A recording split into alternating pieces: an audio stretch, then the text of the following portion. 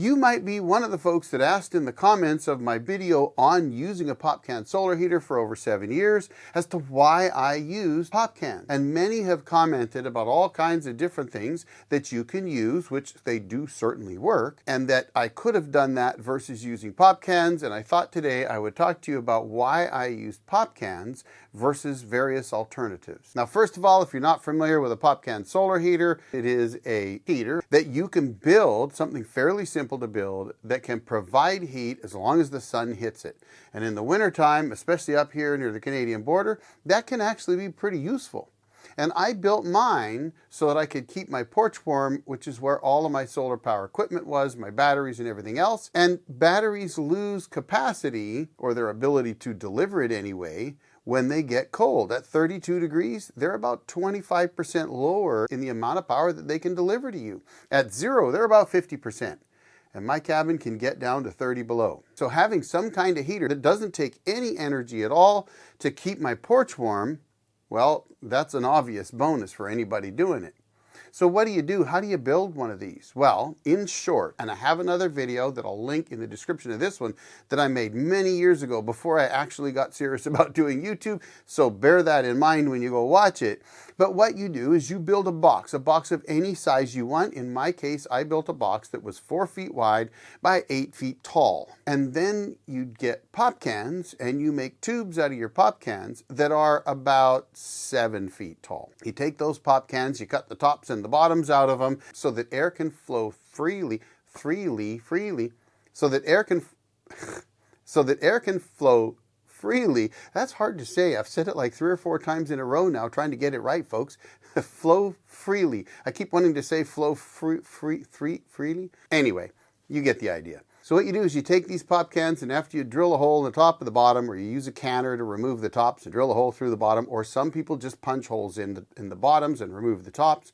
Either way, you take those, you glue them all together so that you essentially have a pipe made of pop cans that you can then set in this box. Now, you do need a header for these, and that's basically just a piece of wood that you drilled holes in that each of the pop can tubes can fit in. And you place the bottom header about 6 inches off the bottom of the box, put your tubes in, place the top header in, and now the air can only flow through those tubes. And of course, you have to seal the tubes in the headers, but that's it. Now, if you've got an entrance into the box down below that, in that header space, then cold air can be drawn into the bottom of the box, and when the sun hits all these pop cans, which you've painted black with high temperature paint, that air is going to heat up and rise through the heater into the top header, where you have another hole with a duct that goes out of that hole and into whatever you're trying to heat. Now, you can even just mount these on a wall and drill a hole through your wall so that it goes right into the header, and then do the same thing up top. But I needed to have my pop can heater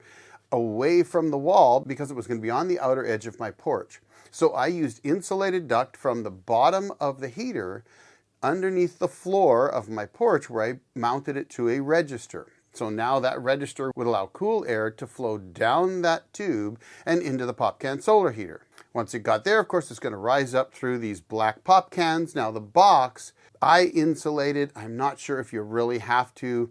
I got to tell you, my view on that today is different than it was back in 2017 when I was building it. I put insulation in there. You do need to use high temp insulation. Maybe you don't really need to do that, but everything needs to be painted black. Although some will use reflectix in the box to maybe reflect some of that sunlight onto the other side of the pop cans. That may work. I don't know, I haven't tested it, but I just painted everything black so the box got hot. All that air then has to pass up through those tubes, and at the top header, I had a duct that went from there into the porch. Now, I did make a couple mistakes with mine. I put my fan up top, and as many have pointed out in that video's comments, hot air and electronics don't work well together, and it did actually kill that fan. At least either the heat did, and or the other mistake that I made, which is I put a baffle in the bottom, which was too strong. So when my fan quit, that baffle couldn't open and my whole heater actually melted down.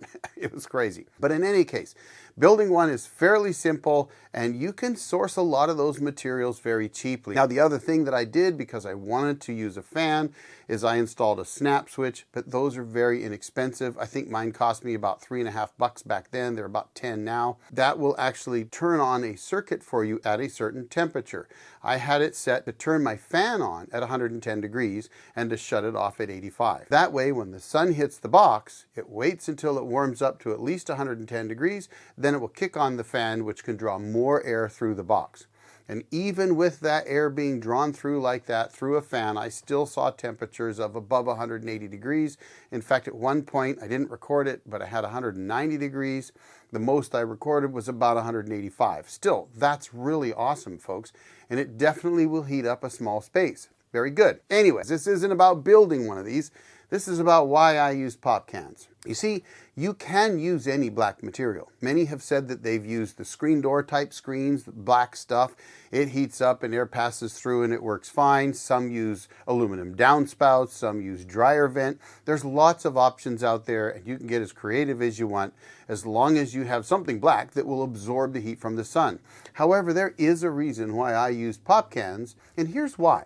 You see, pop cans, as well as beer cans, are what you would call thin wall aluminum. The walls on those pop cans, or again beer cans, are so thin that guys like to look tough and squish them, right? They're so easy to do.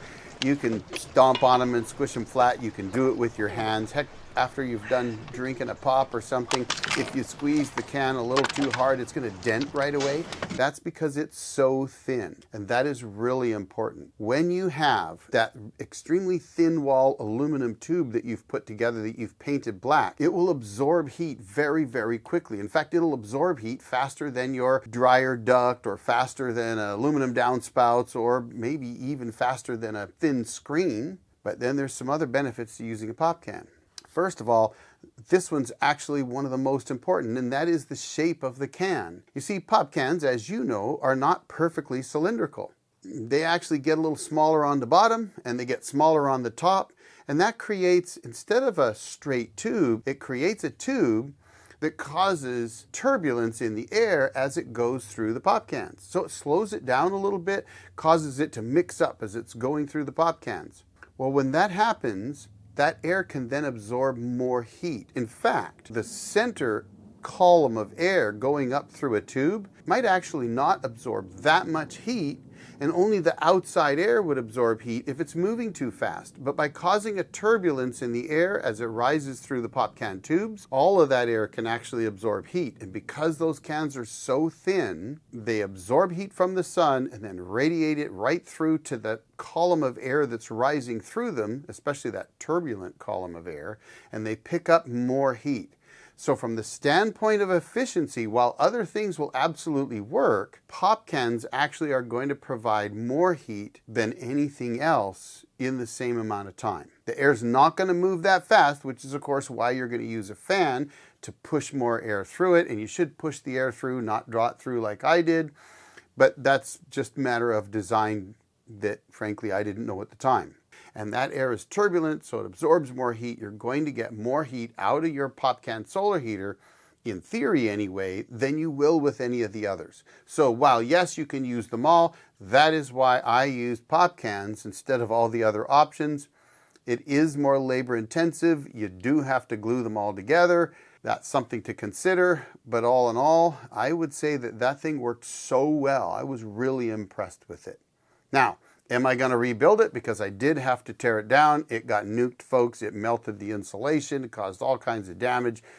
It just got so hot when the baffle shut off that it just wasn't worth trying to save, which is what I hoped to do. But if I was going to build another one, well then guess what? I think I would still use pop cans despite the labor-intensive nature of doing that, having to glue them all together and build the headers and everything else. But frankly, it works so well and produces so much heat. As long as the sun's hitting it, it's absolutely worth it. So there you have it, folks. I hope that helps somebody out. Meanwhile, I'm going to throw another video right over here for you to check out. Thanks for watching, and thanks to all my members. I really appreciate it. Y'all have a great day. The old Jarhead out.